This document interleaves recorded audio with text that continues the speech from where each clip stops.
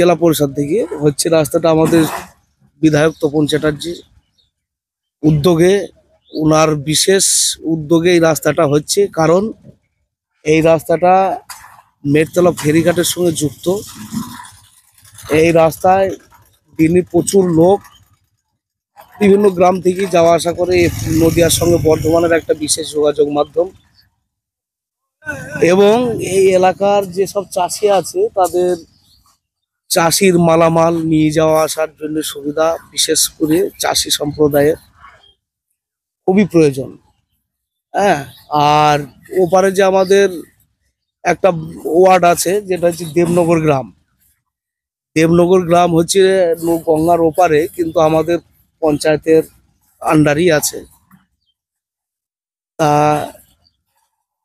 ওনাদের এখানে ব্লক অফিসে যাওয়া বা পঞ্চায়েত অফিসে আসার জন্য, আমাদের এখানে রেশন ডিলারে আসার জন্য এই রাস্তাটা খুবই কার্যকরী ভূমিকা পালন করছে।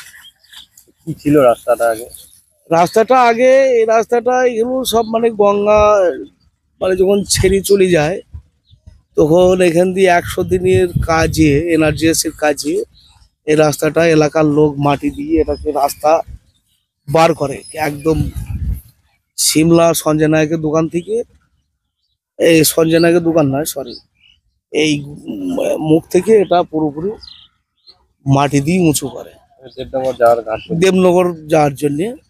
যেহেতু ফেরিঘাটটা আছে, ওদের সঙ্গে যোগাযোগ রক্ষার জন্য এটা এনআরজিএস থেকে রাস্তাটা প্রথম আমাদের পঞ্চায়েত রাস্তাটা করে। মাটির রাস্তা ছিল। তা বর্ষাকালে বা খুবই দুর্ভোগে মানুষজনের যাতায়াত ছিল। বর্ষার সময় না চলতো গাড়ি, না চলতো সাইকেল, মানুষের খুবই কষ্ট হতো।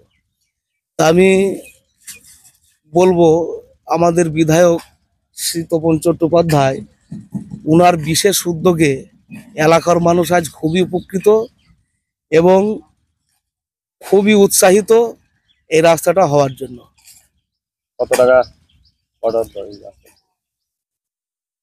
এটা 84 লক্ষ টাকা মতো স্যাংশন। কতটা হচ্ছে? 1.7 কিলোমিটার। ওই দেবনগর গ্রামের মানুষই যাতায়াত করে? না, শুধু দেবনগর না, এটা দেবনগর তো আছেই, তার সঙ্গে নদিয়া আর বর্ধমানের একটা ভালো যোগাযোগ মাধ্যম এই রাস্তা।